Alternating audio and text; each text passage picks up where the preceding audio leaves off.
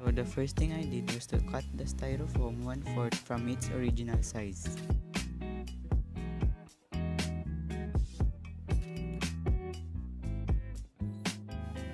Then I put some double-sided tape so that I can put them all together later.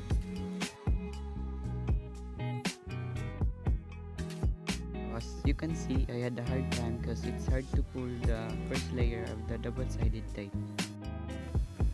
So this is the time when I put them all together so that it will become thick. Then I put some double-sided tapes on the 1/4 sizes so that it will be used later. Then stick the 1/4 pieces together so that it will be used later on our bacterial cell. Then draw an oblong shape, then cut the sides.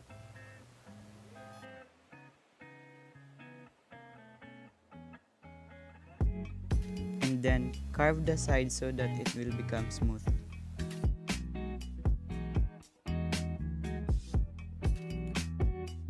Then on the 1/4 pieces, you need to draw arc shape and cut the sides. And then carve the sides and make it smooth so that it will become smooth if you will color it. This is where I put them all together and layered some parts so that it will have a different kind of layers for the cell wall and the cell membrane. And then cut those layers. So all in all, there are 3 layers, which are the capsule, cell wall, and the plasma membrane, or also known as the cell membrane.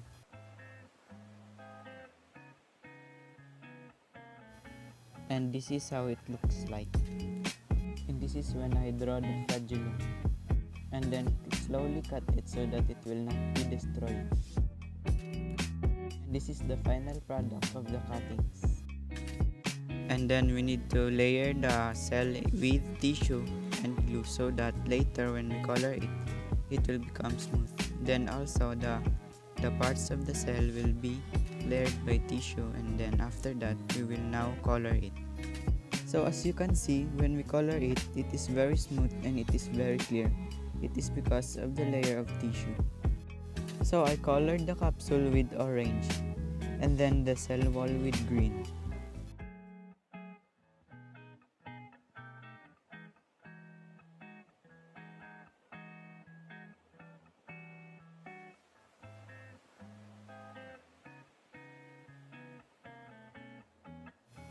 As you can see, I colored the cell membrane, which is the layer next to cell wall, color yellow-green, and then the cytoplasm will be yellow. The plasmid will be color green, and the food granules will be orange. And then when it all dries, you need to attach all the parts of the cell. So as you can see, I attached the food granules, the flagellum, and the phylus.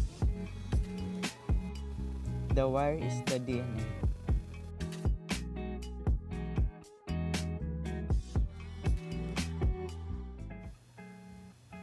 And then insert the plasmid. As you can see, this is the finished product, and the dots are the ribosomes.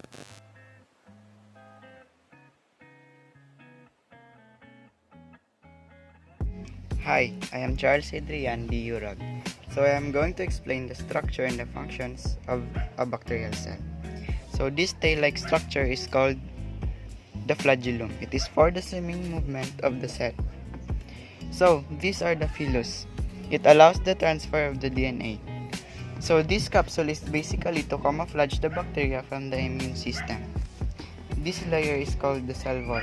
It provides the protection. So this layer is called the plasma membrane. It is for the transport of the solutes. These dots are called the ribosomes. It is for the protein synthesis. So plasmid is the donut structure. It contains the genes that enhances the survival of the bacteria. These small ball-like structures are called the food granules. So it stores the energy of the cell. So this is the DNA. So all in all, this is the bacterial cell.